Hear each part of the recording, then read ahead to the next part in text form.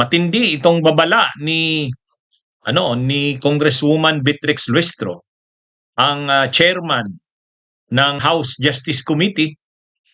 Sabi ni Congresswoman Beatrix Luistro, masasite in contempt ang mga bangko o kung sino man ang inorderan ng Justice Committee na mag-produce ng mga bank records, iba pang financial records ni Sara Duterte. Nilinaw ni Congresswoman Beatrix Luistro yung pagsubpina ng mga bank records ni Sara ay within sa power nila. Yan ay nasa kapangyarihan nila yan. Mayroon silang power sa ilalim ng konstitusyon, sa ilalim ng batas. Kaya kapag sinubpina nila ang mga bank records ni Sara Duterte, ito ay dapat sundin ng sino mang pinapadalhan ng order ng Kamara. Nakikita naman natin yan sa mga investigations in aid of legislation. Doon pa nga lang investigation in aid of legislation pa lang, kapag pinadalhan ka ng subpina tapos hindi mo sinunod, isa-cite ka in contempt. Pag na-cite ka in contempt, o-orderin kang ipa-aresto. Kaya yung mga opisyal ng bangko na hindi susunod yan, pwedeng ipa-aresto kasi isa-cite in contempt yan. Ang tawag natin sa kapangyarihang magsubpina, subpina power.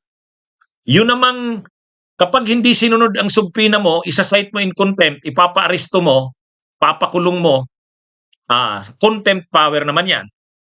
Ngayon, ang sabi ni Congresswoman Beatrix Luistro, the Justice Committee can compel the production of documents by way of subpoena. Ang consequence nito, they can be cited in contempt. That is how it is being addressed in case it will not be obeyed or responded to by bank. Malinaw yan Galing yan kay House Justice Committee Chairperson Beatrix Luistro. Pwedeng i-compel, hindi pakiusap, compel. Pag sinabi mong compel, pilitin.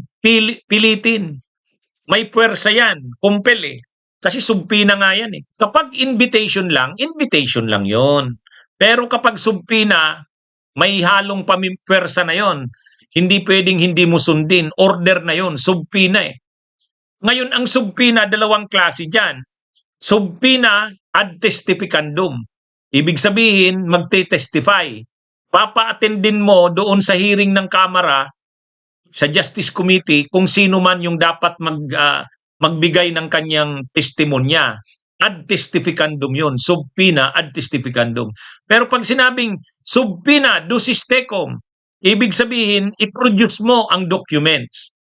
Ngayon, pwede rin naman, subpina ad testificandum, halimbawa, yung opisyal ng bangko, subpina ad testificandum. Tapos, ipapadala sa kanya yung mga documents para i-present niya, subpina ducis tecum. Subpina yan. Ngayon, kapag hindi sinunod ang subpina na yan ng Justice Committee, ang consequence niyan, isa-cite sila in contempt. O pwede silang makulong pag hindi sinunod. Yan mga kabunyog malinaw. Kaya nagwa-warning na dito si Congresswoman Beatrix Luistro, hindi pwedeng baliwalain ang mga subpinang ilalabas ng Justice Committee. Sa rules ito ng House of Representatives, ito yung kanilang rules. Section 7, Submission of Evidence and Memoranda. After receipt of the pleadings, affidavits and counter-affidavits, and relevant documents provided for in Section 6, or the expiration of the time within which they may be filed, the committee shall determine whether the complaint alleges sufficient grounds for impeachment. If the committee finds that sufficient grounds for impeachment exist, the committee shall conduct a hearing. The committee, through the chairperson, may limit the period of examination and cross-examination by members of the committee. The committee shall have the power to issue compulsory processes for the attendance of witnesses and the production of documents and other related evidence. So yan the committee shall have the power to issue compulsory processes. Ang sinasabing compulsory processes dyan, yan na yung mga subpina. For the attendance of witnesses, yan na yung subpina ad testificandum. and the production of documents, yan na yung subpoena ducis tecum and other related evidence. Ngayon, mayroon tayong tinatawag na bank secrecy. Yung bank secrecy law, pwede mo lang yan i-invoke sa ibang bagay. Pero ang exception sa bank secrecy law in cases of impeachment. Hindi pwedeng i-invoke ang bank secrecy law in impeachment cases. Ang isa pang remedy na pwede dyan, ang ombudsman ang isusubpina ng Justice Committee. Isusubpina ang ombudsman naman ngayon ang magsusubpina sa AMLAC. Kasi may power sa ganyan ang ombudsman eh. Kaya kayang ma-produce yan, yung mga bank records ni Sara. Kaya yung mga nagsasabi dyan na bank secrecy, ang impeachment ay exception sa bank secrecy. So, abangan natin yan mga kabunyog. Ang malinaw dito, nag-warning na si Congresswoman Beatrix Listro. Yan ha. Ito naman. Itong mga DDS, nag-iingay ngayon, wala daw due process. Bakit daw yung mga abogado ni Sara hindi pwedeng mag-argue doon sa House? Bakit daw doon sa Justice Committee hearing na gagawin simula sa March 25, si Sara lang ang pwede na magdepensa ng sarili niya? Sara Duterte, not lawmakers or lawyers, should present evidence to rebut impeachment complaints. Yan ang sabi ni Jerbel Luistro.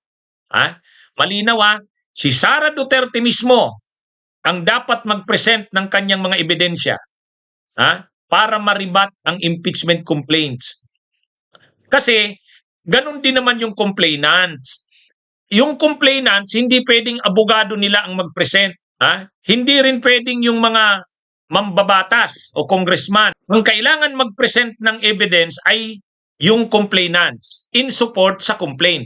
Tapos yung respondent naman, si Sara, pwede rin siyang mag-present ng kanyang mga ebidensya at mga testigo.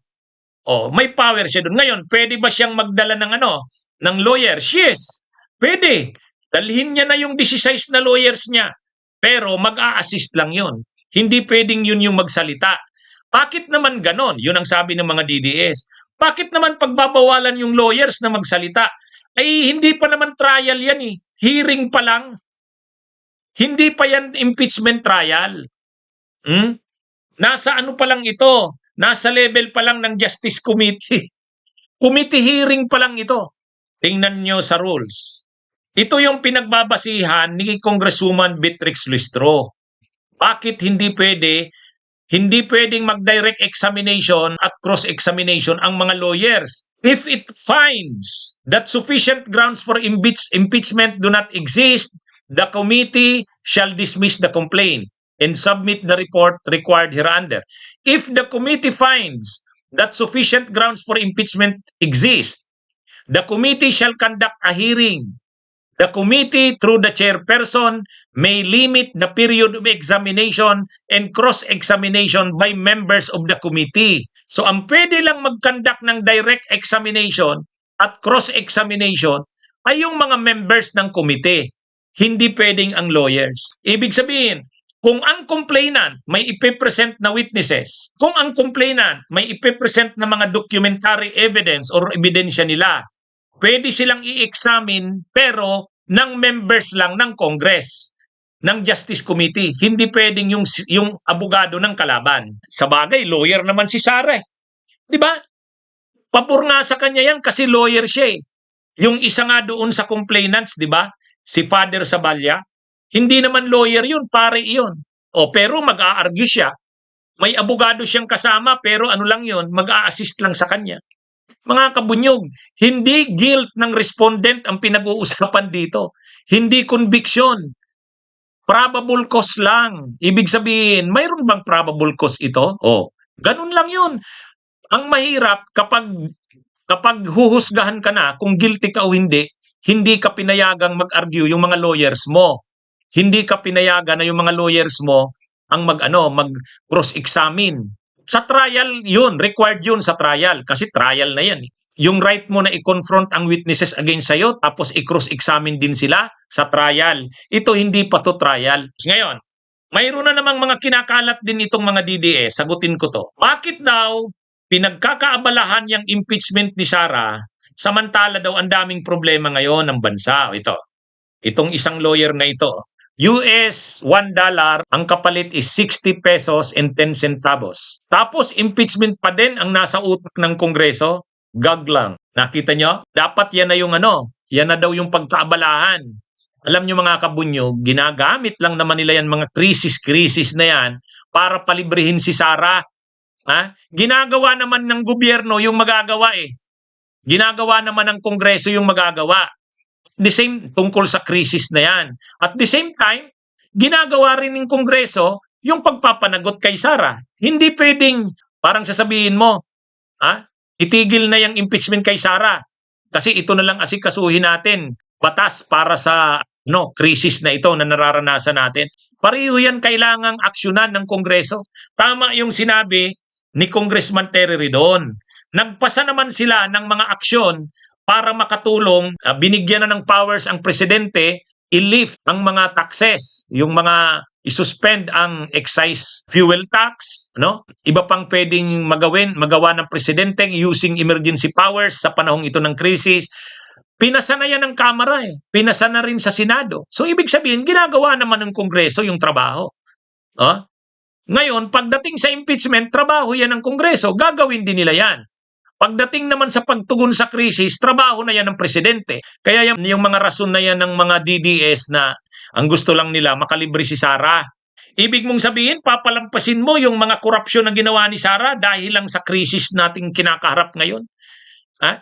Kaya nga natin pinapanagot ang mga korap sa ating bayan kasi nilustay nila ang pundo ng bayan. Bunyog, halikan na kasama ka. Bunyog, kapag buklod ay may pag-asa. Luzon, Visayas, Mindanao, isa ang pananaw. Sa bagong Pilipinas ang bunyog isisigaw. Bunyog.